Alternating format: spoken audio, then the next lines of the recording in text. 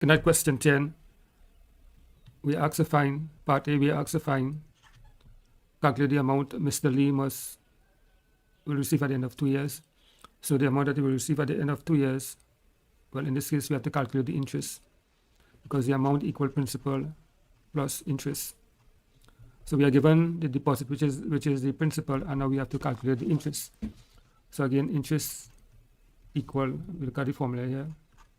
Interest equal principal by rate by time. So we'll have now 38,000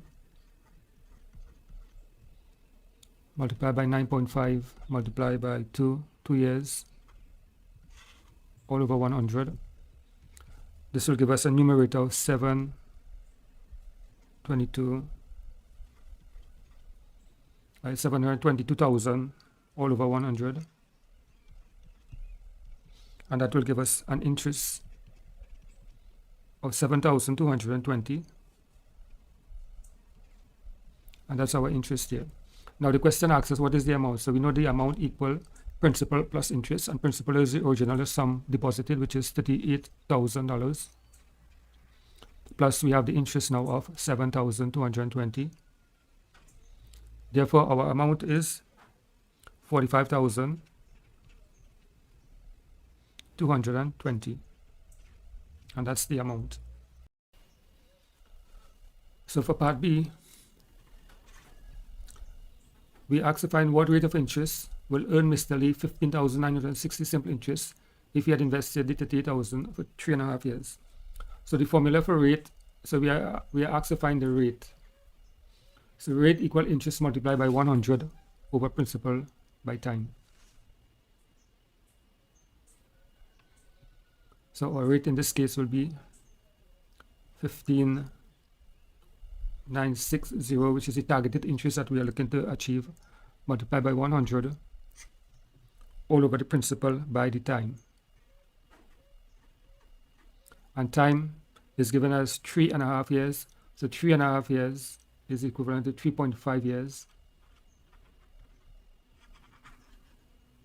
So it's 3.5, we'll put here, 3.5 years. That will give us a numerator of 1,596,000.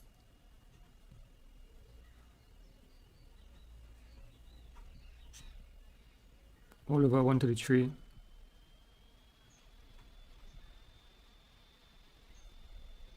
And when we work out that here, we'll get a value of 12, which is 12%. So the rate, which will give us an interest of $15,960, will be 12%, and that is the answer that we are looking for.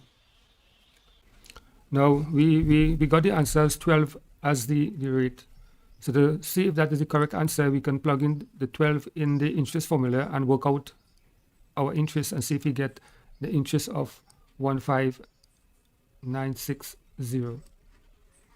Because this is a targeted interest, right? And now we want to check the correctness of our answer. So we just plug in the rate, we plug in the rate that we just worked out, which is 12% in the interest formula, and work out that and see if we'll get back the interest of 15,960. That is to make sure that 12 is the correct answer.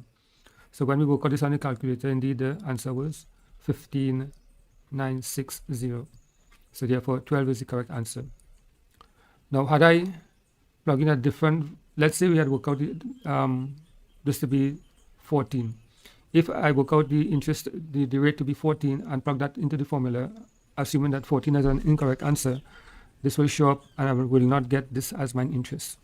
So this is one way to check the answer if you're correct, by plugging back the interest, the rate in this case, into the interest formula and working out the interest and see if we get back the interest of 15,960 in this case here. Right, so in part C, we want to know what is the sum that will give us an interest of $17,480. So in other words, we want to find the principal. And the formula for the principal is interest multiplied by 100 over rate by time. So of course here will give us the formula for principal if you want to find the principal.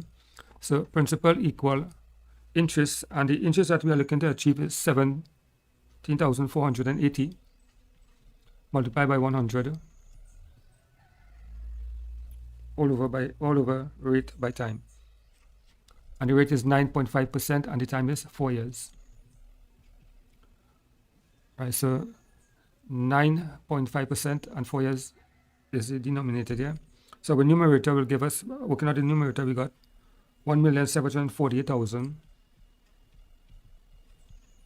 So 1,748,000 divided by 38, and this will give us an answer of 46,000. So our answer is 46,000.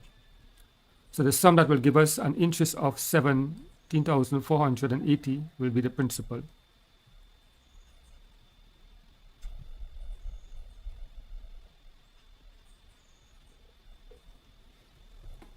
Right, so again, in this question here, we are asked to find the sum that will give us an interest, and the sum in this case will be the principal, and the formula for the principal is,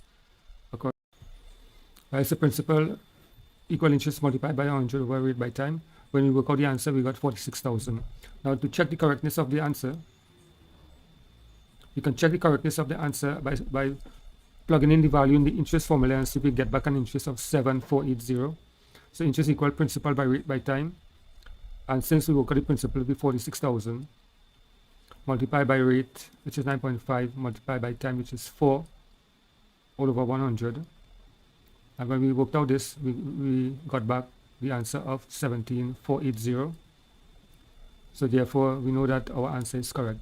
Again, had we worked out a wrong figure, and let's say this was we worked out this to be 45,000 or 44,500.